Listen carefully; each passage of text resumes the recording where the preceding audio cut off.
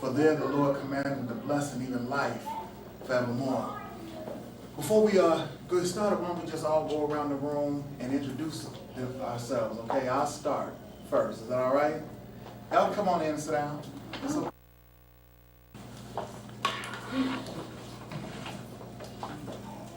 My name is Mack Mcghee. Obviously, I'm the speaker this morning along with my good friend Lamont Brown. And this is going to be interactive. And so as we get started and get sort of into the subject matter, anybody that wants to speak or feel compelled to say something can go ahead and do that. So why don't we just start here and just introduce yourself. My name is Reaper Johnson. What is it? Reaper. Reaper Johnson? Okay, good to meet you. What's your name? Y'all looking like, what we here for? What's your name? My name is Brittany.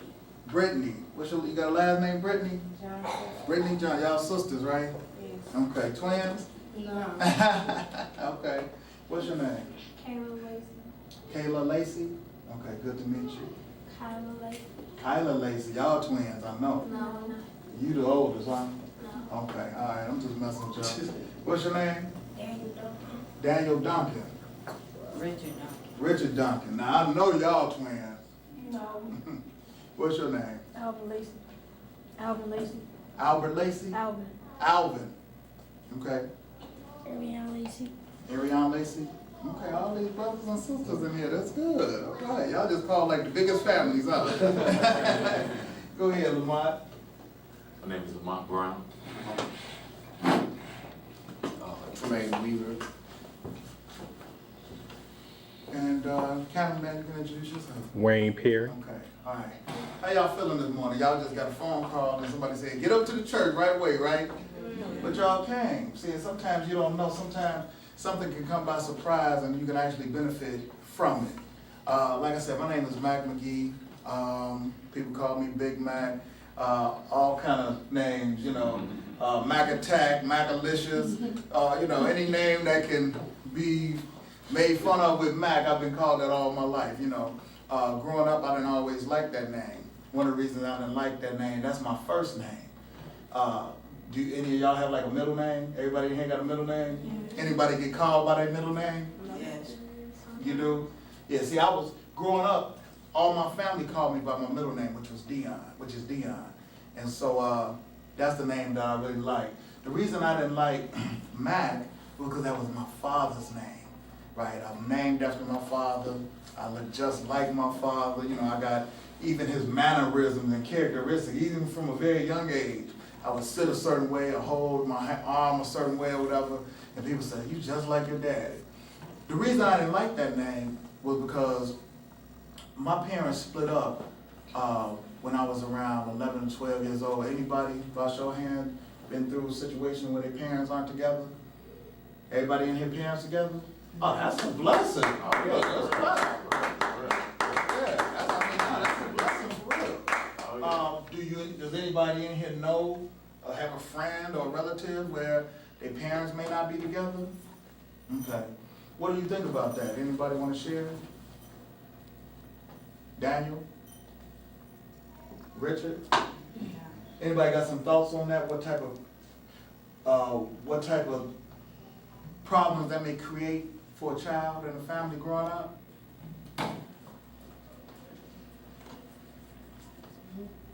Y'all ain't gotta be shy. I ain't gonna bite nobody.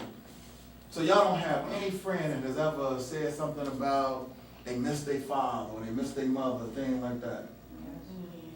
What? What? Yeah, you can elaborate. They feel hurt, I guess. They feel hurt. They feel hurt. That's the feelings that I had. I felt very hurt because I didn't understand why my father wasn't there, right? And so a lot of times what happened, you all are members of a strong ministry here at Full Gospel Christian Assembly, and so it is obvious.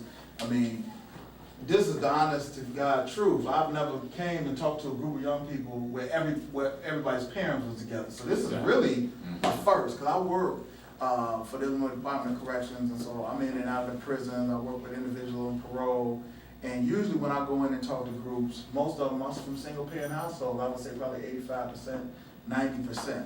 You know, so this is really a blessing. right now, you know, we got to savor this moment. But a lot of our peers, and sometimes even people that we fellowship with in the same church, we may not know what they're going through or why they're angry or why they're upset, but a lot of times people are dealing with things in their home life.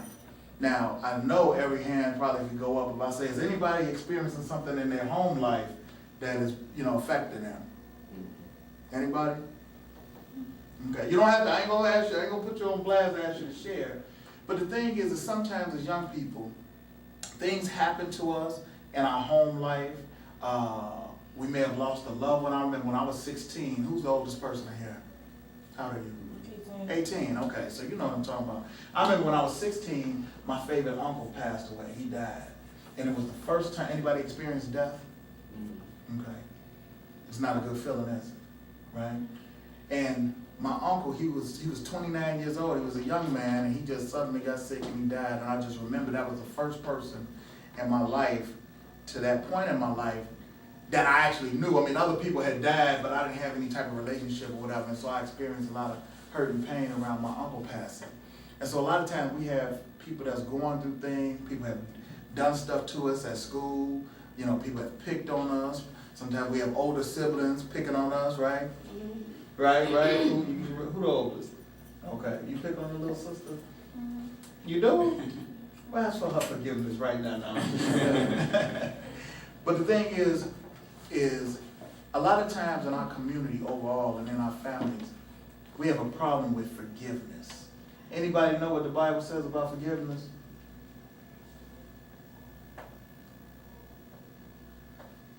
We can help them out, Tremaine and Lamont. Anybody know? Mm-hmm. Well, over in Matthew, the 6th chapter, somewhere in there around the 12, 13, 14 verse when it talks about, you know, how pretty much, I'm just paraphrasing, if, you know, we don't ask God to forgive us, you know, how can we expect, you know, to be forgiven by others? Or how can we expect other people forgiveness if we, you know, we don't ask God to forgive us? Or we have unforgiven sins? Right. I think I got that right. It's if we don't ask for our brother's forgiveness, how can we ask God for forgiveness? Right.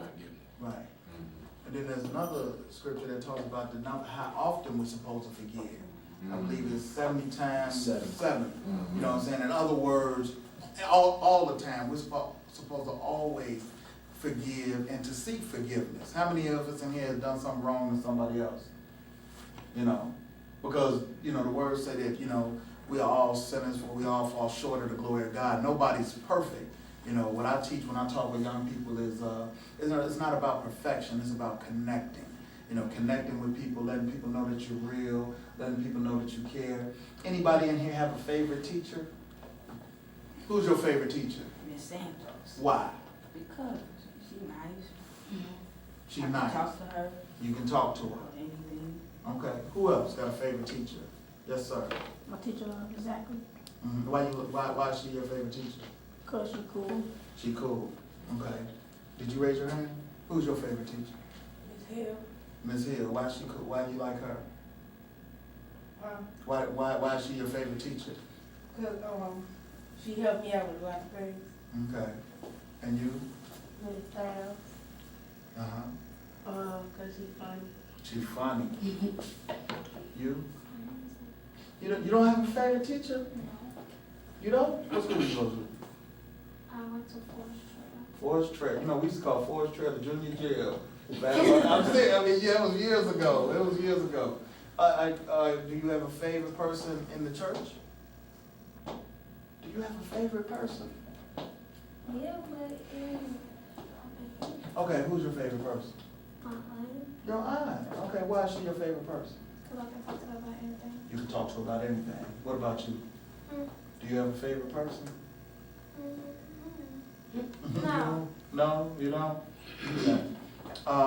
But the reason I asked you that is because the reason that we're able to identify like who our favorite person is because we have a sense, and I would hope that you all would agree with me, we have a sense that those individuals care about us, right? Like you said, the person that you're able to talk to, your aunt, you know that they actually care about you. they're willing to listen, right? You know, they say children don't care what you know until they know that you care, right?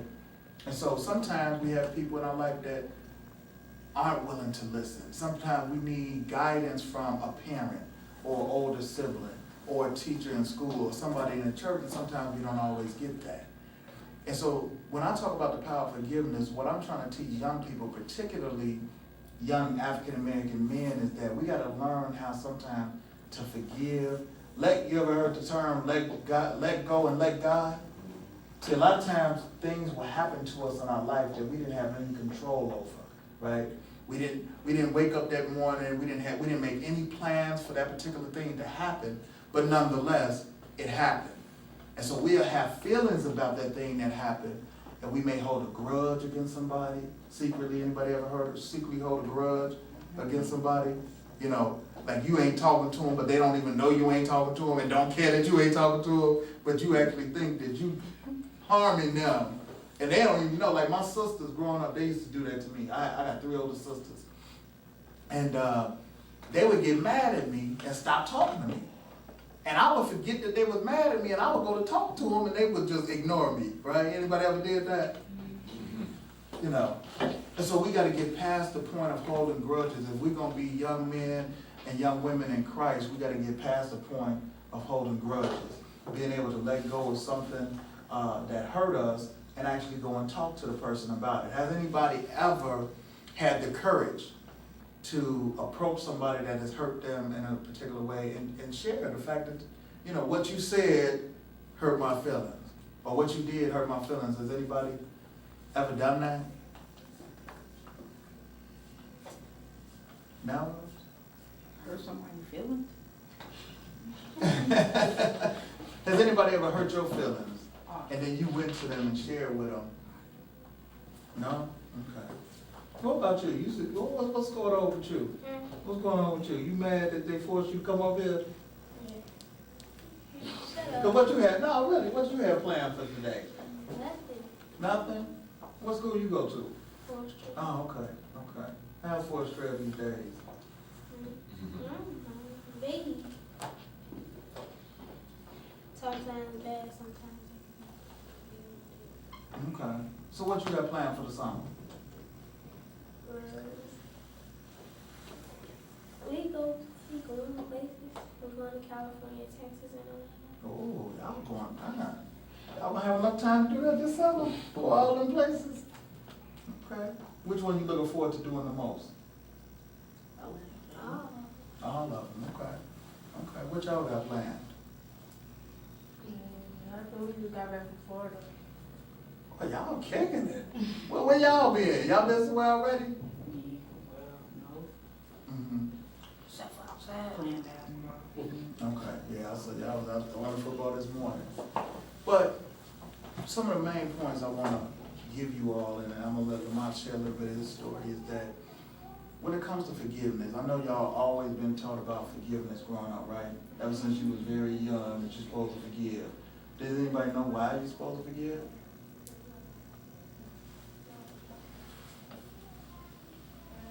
You don't know why you're supposed to forgive? You 18 years old. You don't know why you're supposed to forgive? You don't know why you're supposed to forgive?